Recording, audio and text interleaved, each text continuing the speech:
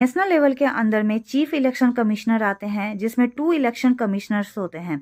State level के under में chief electoral officer आते हैं और डिस्ट्रिक्ट लेवल में डिस्ट्रिक्ट इलेक्शन ऑफिसर आते हैं। इसके अंडर में फिर 2 लोग आते हैं, रिटर्निंग ऑफिसर्स आरओ और electoral registration officer ERO.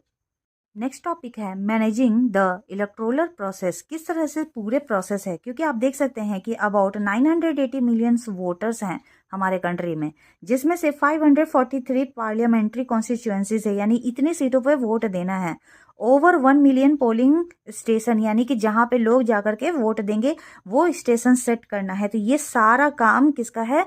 ECI का है, इलेक्टोरल कमीशन ऑफ इंडिया। इस ग्राफ को भी हम लोग समझ जाते हैं कि लोकसभा में टोटल 540 एमपीज हैं, मेंबर ऑफ पार्लियामेंट, जिसमें कुछ सीट्स रिजर्व हैं। ये डेटा आपके लिए बहुत इंपॉर्टेंट होगा, जिसमें 412 सीट्स जो हैं जनरल कैटेगरी वाले लोगों के लिए है और 84 सीट जो है एससी और 47 है जो एसटी। ये फिक्स्ड है और इसी के बेसिस पे हमारे एमपी का सिलेक्शन होता है।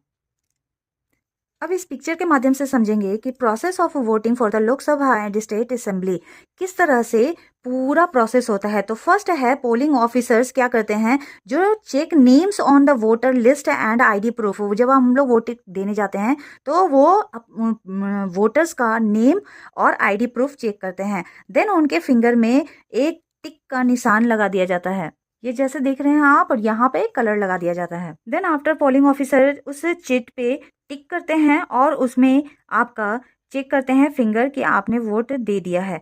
इसके बाद आप देखेंगे कि वोटर में सारे लिस्ट के नीचे एक NOTA नोटा का भी ऑप्शन होता है, यानी कि नन ऑफ द अबव। आप इनमें से किन्हीं को भी वोट नहीं दे रहे हैं। लास्ट है press button to the vote.